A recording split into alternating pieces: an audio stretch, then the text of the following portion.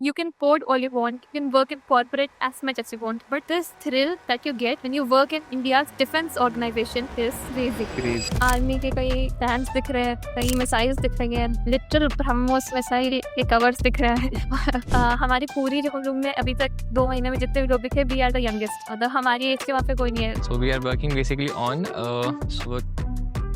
Secret नहीं बता सकते, sorry.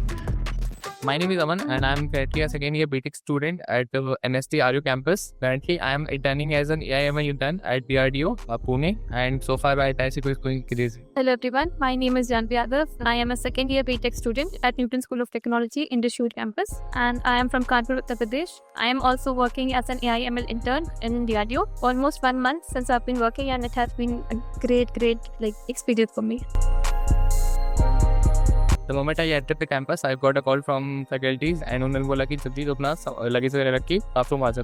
मैं गया, इन्होंने कहा कि NOC साइन करना है, तो उन्होंने बताया कि प्रेसिडेंट ऑफ इंडिया को लिखना है NOC। If anything happens to you in the lab, DRDO won't be responsible. मतलब ठीक, it's a good news but it's very threatening जैसा फील हो रहा है, बट ठीक, इट्स ओके। तो I was really happy. Then I got to know कि there are 2 more students who are going to come with me and both of them are boys. तो kind of ये था कि Pune being a new city और कैसे जाएंगे, but तीनों लड़कियां थी तो हम जैसे तैसे एडजस्ट कर लेंगे। देन मैं और आयुष हम जब वापस यहाँ पे आए पुणे में, उस टाइम पे जो तीसरा था जो हमारे साथ आने वाला था, उसने बोला कि वो कुछ दिन बाद आएगा। Then we got to know कि ही इज नॉट कमिंग। तब हुई जानने की wild card entry, then everything changed. Hi, and I am here in Pune with Mr. Aman Bhai. So, He finally landed after her plane roamed around the whole airport for roughly 1.5 hours. The group that we are working in is called CSAR. CSAR is basically Center for System and Technologies for Advanced Robotics. तो उसमें जो हमारा lab है, उस lab में रफली 3 scientist बैठते हैं।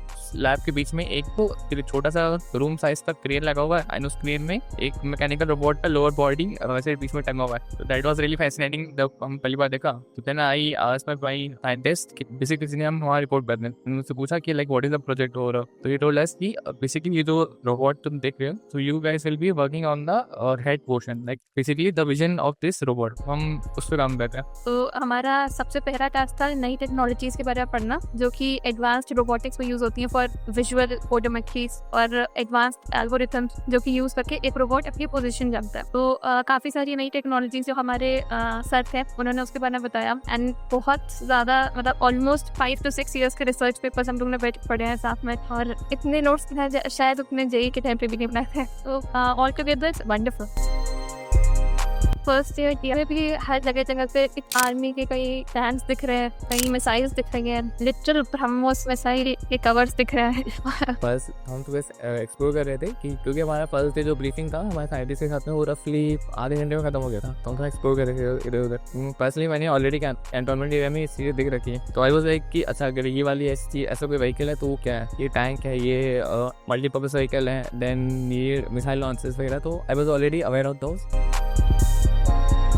Talking about national security, when I first learned कि DRDO में internship लगी है, of course हमें पता था DRDO अपना कितनी बड़ी ऑर्गेनाइजेशन है और कितना मतलब ये वेट कैरी करती है, ये नेम itself। जब इसके बारे में अपने पेरेंट्स से बात कर रहे थे तो मतलब मेरे मम्मी पापा को इतना नहीं पता था, हमें उन्हें बता रहे थे, तो हमने खुद भी उसके बारे में बहुत रिसर्च करी। और फिर I realise every time I was reading more and more about this, I realise कि I am so lucky to be in this situation to work for India's defence organisation, क्योंकि आई थिंक हमारी पूरी जो हम लोग में अभी तक 2 महीने में जितने भी लोग दिखे, वी आर द यंगेस्ट, मतलब हमारी एज के वहाँ पे कोई नहीं है। The minimum age would be around 28-27, उनसे ऊपर ही है सब scientist. If talking about how NST's curriculum is helping us, तो जैसे पहले मेंशन किया कि हम लोग we are the youngest second year students and still we are working there, तो we are very thankful to NST कि हमारा जो भी टास्क है कोडिंग वाला, it is not Python, and we have started learning Python since the first day of college. एक हमारा वो पाइथन मतलब हमारी कोडिंग लैंग्वेज स्ट्रॉन्ग थी, तो हमारे जो साइंटिस्ट थे जिनको हम लोग रिपोर्ट कर रहे थे, तो उनके लिए भी बहुत ईजी था, क्योंकि हम लोग को वो टाइम ये लगा लैंग्वेज सीखने का।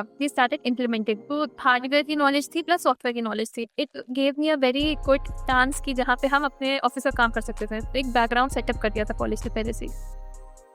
एज यू मेंशन कि अगर कोई क्लास 10 का और या कोई बहुत अपनी यंग एज में टीम कर रहा है कि डीआरडीओ में या ऐसी ऑर्गेनाइजेशन में काम करना है रोबोटिक्स की फील्ड में, तो firstly I am very proud कि उन्हें ये मतलब एक क्लियर विजन है कि उनको लाइफ में करना क्या है। क्योंकि मोस्टली हम खुद का अगर बताए तो उस एज में हम बस सोचते थे कि जेई करना है और कॉलेज लेना है, इतना क्लियर विजन नहीं था कि हमें एक्चुअल किस ऑर्गेनाइजेशन में किस पर्टिकुलर फील्ड में काम करना है। तो फर्स्ट तो hats off to those students who know अगर उन्हें रोबोटिक्स में इंटरेस्ट है and they are going for it. Secondly talking of do's and don'ts, तो एज जो आप अपना जो कॉलेज चूज करो, you should choose a college that is supporting you in this your vision, जो आपको ना कि सिर्फ एक ऐसे एनवायरनमेंट में पढ़ाए जहाँ पे आप बाकी चीजें ना सीख सको। So choose your college vary मतलब precisely. You can code all you want, you can work in corporate as much as you want, but this thrill that you get when you work in India's defense organization is crazy. Crazy.